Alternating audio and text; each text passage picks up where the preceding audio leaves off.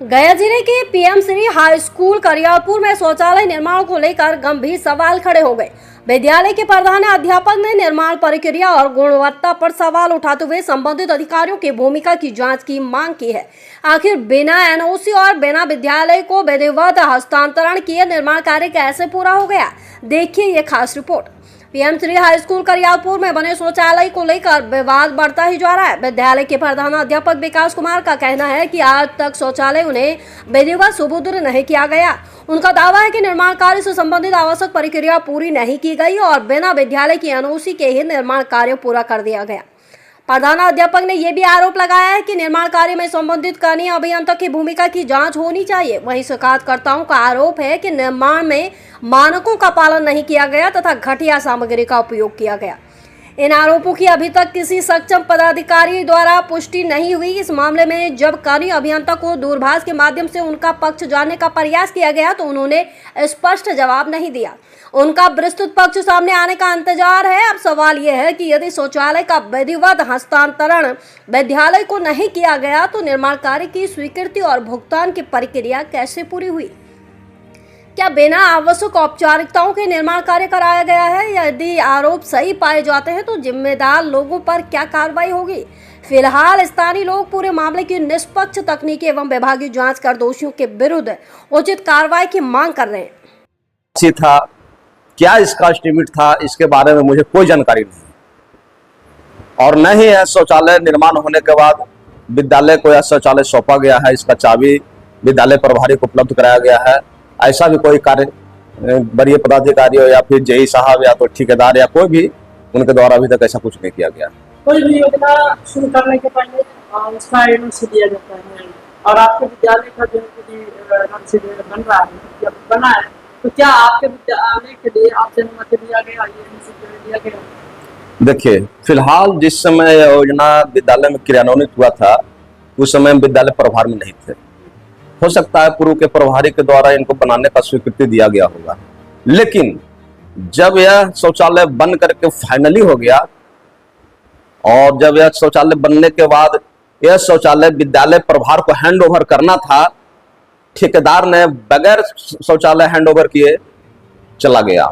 जबकि उस समय इलेक्शन का समय था, विद्यालय में अर्धसैनिक बल ठहरे हुए थे, शौचालय का नितांत आवश्यकता था। हमने बार बार ठेकेदार को कॉल किया, जेई को कॉल किया कि आकर के कम से कम शौचालय का चाबी दीजिए ताकि यहाँ जो बाहर से अर्धसैनिक बल आए हुए हैं चुनाव कराने के लिए उनको कोई परेशानी नहीं हो।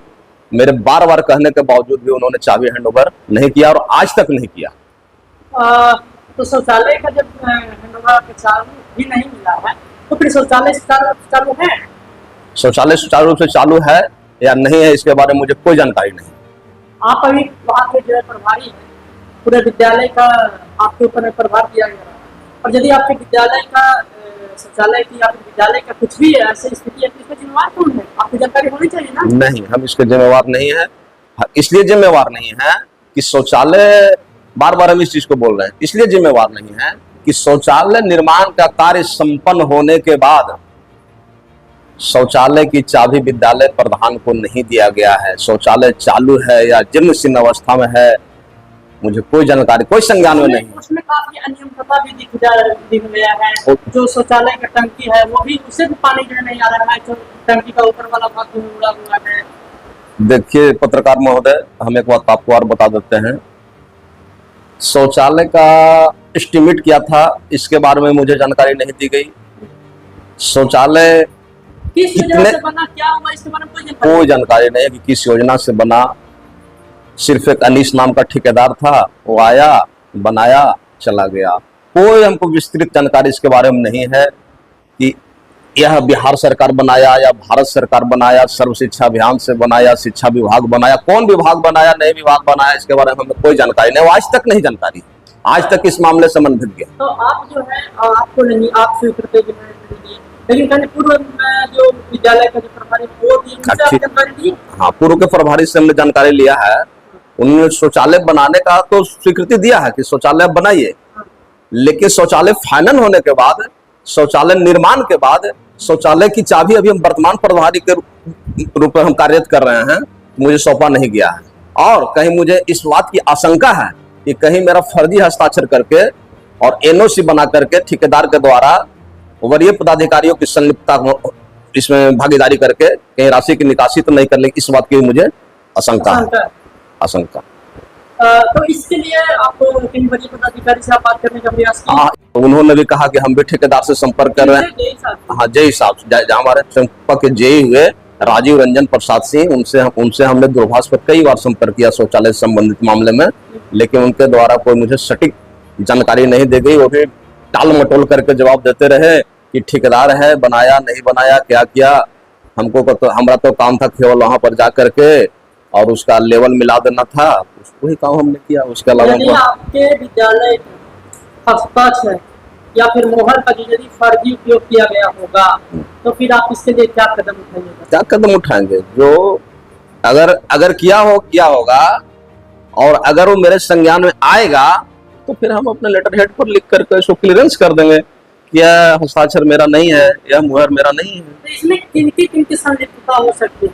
इनमें संलिप्तता आप स्थानीय ठेकेदार का भी हो सकता है, जेई साहब का हो सकता है, उसमें सर्व शिक्षा अभियान के पदाधिकारियों का भी संलिप्तता हो सकता है।